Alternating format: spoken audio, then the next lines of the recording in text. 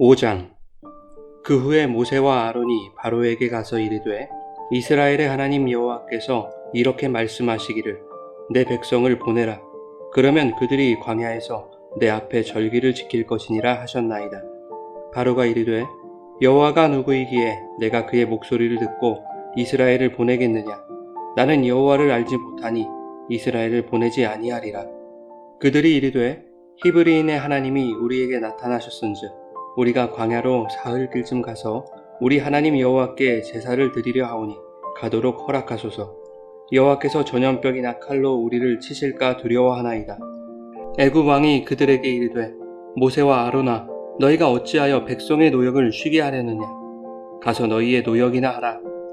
바로가 또 이르되 이제 이 땅의 백성이 많아졌거늘 너희가 그들로 노역을 쉬게 하는도다 하고 바로가 그날에 백성의 감독들과 기록원들에게 명령하여 이르되 너희는 백성에게 다시는 벽돌에 쓸 짚을 전과 같이 주지 말고 그들이 가서 스스로 짚을 줍게 하라. 또 그들이 전에 만든 벽돌의 수요대로 그들에게 만들게 하고 감하지 말라. 그들이 게으름으로 소리질러 이르기를 우리가 가서 우리 하나님께 제사를 드리자 하나니 그 사람들의 노동을 무겁게 함으로 수고롭게 하여 그들로 거짓말을 듣지 않게 하라. 백성의 감독들과 기록원들이 나가서 백성에게 말하여 이르되 바로가 이렇게 말하기를 내가 너희에게 짚을 주지 아니하리니 너희는 짚을 찾을 곳으로 가서 주우라. 그러나 너희 일은 조금도 감하지 아니하리라 하셨느니라. 백성이 애굽 온 땅에 흩어져 곡초 그루터기를 거두어다가 짚을 대신하니 감독들이 그들을 독촉하여 이르되 너희는 짚이 있을 때와 같이 그날의 일을 그날에 마치라 하며 바로의 감독들이 자기들이 세운 바 이스라엘 자손의 기록원들을 때리며 이르되 너희가 어찌하여 어제와 오늘에 만드는 벽돌의 수요를 전과 같이 채우지 아니하였느냐 하니라. 이스라엘 자손의 기록원들이 가서 바로에게 호소하여 이르되 왕은 어찌하여 당신의 종들에게 이같이 하시나이까. 당신의 종들에게 짚을 주지 아니하고 그들이 우리에게 벽돌을 만들라 하나이다.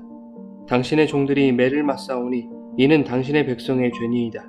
바로가 이르되 너희가 게으르다 게으르다. 그러므로 너희가 이르기를 우리가 가서 여호와께 제사를 드리자 하는도다. 이제 가서 일하라. 짚은 너희에게 주지 않을지라도 벽돌은 너희가 수량대로 바칠지니라. 기록하는 일을 맡은 이스라엘 자손들이 너희가 매일 만드는 벽돌을 조금도 감하지 못하리라 함을 듣고 화가 몸에 미친 줄 알고 그들이 바로를 떠나 나올 때에 모세와 아론이 길에 서 있는 것을 보고 그들에게 이르되 너희가 우리를 바로의 눈과 그의 신하의 눈에 미운 것이 되게 하고 그들의 손에 칼을 주어 우리를 죽이게 하는도다. 여호와는 너희를 살피시고 판단하시기를 원하노라. 모세가 여호와께 돌아와서 아뢰되 주여 어찌하여 이 백성이 학대를 당하게 하셨나이까. 어찌하여 나를 보내셨나이까. 내가 바로에게 들어가서 주의 이름으로 말한 후로부터 그가 이 백성을 더 학대하며 주께서도 주의 백성을 구원하지 아니하시나이다.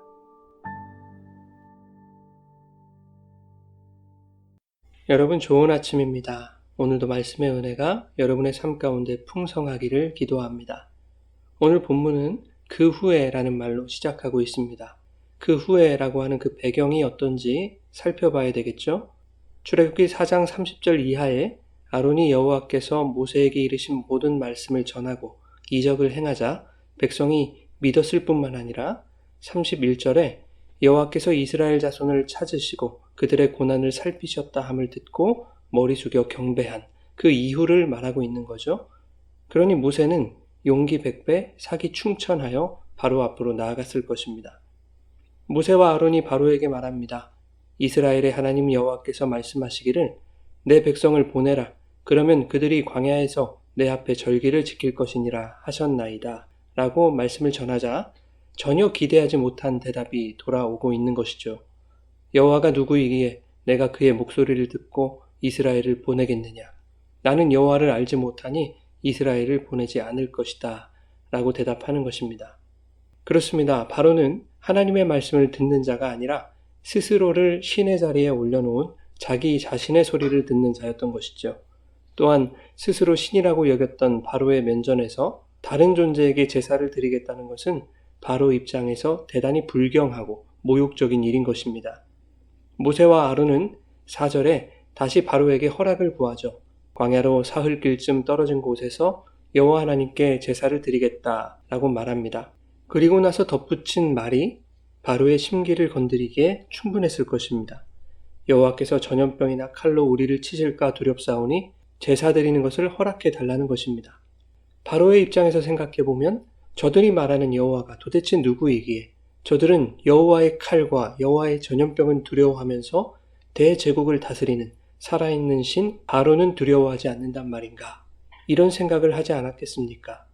감히 바로 앞에 나와서 다른 신에게 제사 드리겠다고 말하는 그것만으로도 괘씸한 일일 텐데 지금 바로의 자존심을 긁어놓고 있는 것이죠. 당장 바로의 칼이 날아와도 이상할 일이 전혀 없는 상황인 것입니다. 대부분의 성도들이 출애굽기의 스토리를 잘 알고 있듯이 바로는 모세와 아론의 요구를 매번 거절하고 그들을 괘씸히 여깁니다. 그러나 그들이 바로 앞에 서는 모든 순간이 긴장과 위기의 순간이었음에도 불구하고 바로가 자신의 칼로 그들을 칠 수 없었던 것은 하나님이 모세와 아론과 늘 함께 하셨기 때문입니다. 여러분, 모든 사람에게는 위기의 순간이 있게 마련입니다. 그 위기의 순간에 세상은 더욱 강력해 보이는 모습으로 우리 앞에 서 있습니다. 마치 성도가 그 세상에게 위기에서 놓아주기를 허락받아야 할 것 같은 상황들이죠. 그러나 사실 성도가 직면하는 대부분의 위기는 하나님이 우리를 세상과 대면하게 하시는 그 상황 속에서 맞이하게 하시는 위기인 것이죠.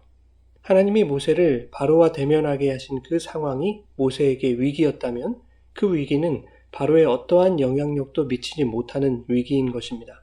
그의 칼이 엄습할 수 없고 그의 허락이 필요치 않은 혹은 그의 허락을 기대할 수 없는 하나님이 모세에게 직면하게 하신 위기이죠. 그 위기를 통해 하나님은 바로와 모세, 애국과 이스라엘, 세상과 성도 모두에게 내가 바로 여호와 하나님이다 라는 것을 알게 하시려는 것입니다. 또한 그 위기는 애굽을 심판하고 이스라엘을 구원하시는 그 출애굽을 위해 하나님이 계획하신 섭리이며 성도의 구원이라고 하는 그 시나리오에 작가이신 하나님께서 삽입하신 플롯인 것입니다. 여러분, 때때로 우리가 겪는 위기 앞에 세상은 강해 보입니다.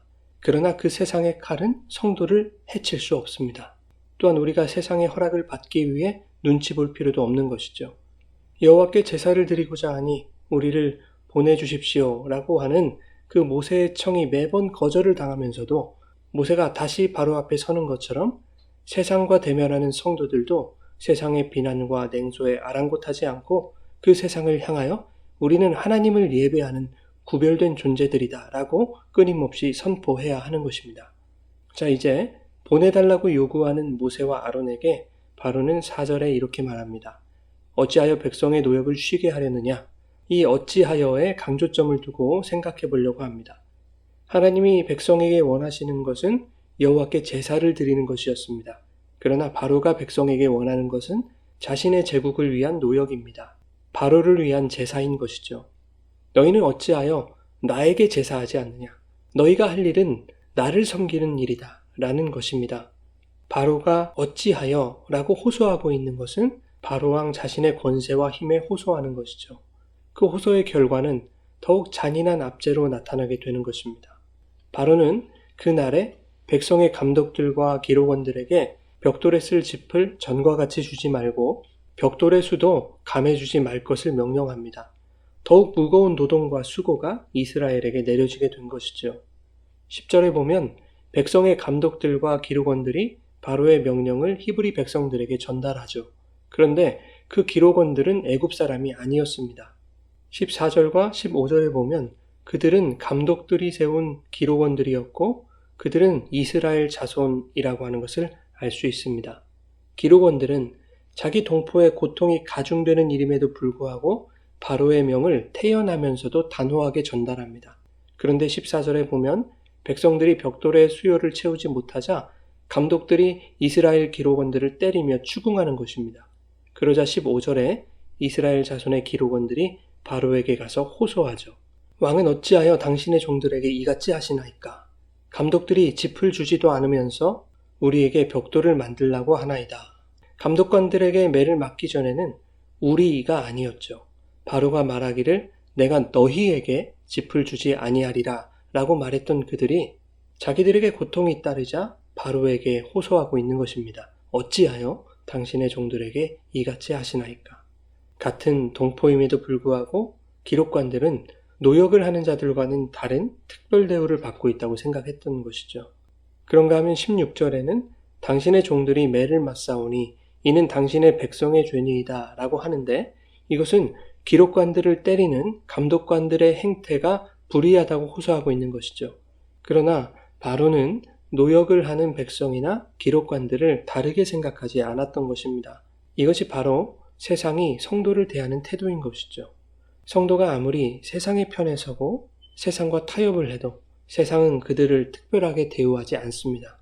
바로는 호소하는 자들에게 이렇게 대답하죠. 너희가 게으르다 게으르다. 너희가 이르기를 우리가 가서 여호와께 제사를 드리자 하는도다. 이제 가서 일하라. 짚은 너희에게 주지 않을 것이다. 그러나 벽돌은 수량대로 바칠지니라. 여러분, 세상은 성도의 호소를 들어주지 않습니다. 오히려 그 세상에 속고 이용당하는 어리석은 실체를 비웃듯이 폭로해버리죠. 바로는 불평하는 이스라엘 기록관들쯤이야 얼마든지 죽일 수 있습니다. 그러나 그러한 자들을 이용하여 정치를 하는 세상 힘의 영악함을 보여주고 있습니다. 바로는 호소하는 기록관들에게 17절에 너희가 이르기를 우리가 가서 여호와께 제사를 드리자 하는도다 라고 말하고 있죠. 그러나 사실 기록관들이 말한 것이 아닙니다. 모세와 아론이 말한 것이죠.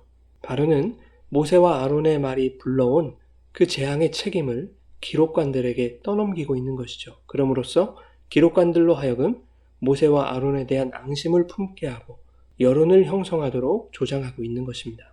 그런데 20절에 이스라엘 자손의 기록관들이 바로를 떠나서 나올 때에 마침 그 길에 모세와 아론이 서 있는 것입니다. 기록관들은 모세와 아론을 보고 원망을 퍼붓죠. 이것은 곧 모든 이스라엘 백성의 원망으로 번졌습니다.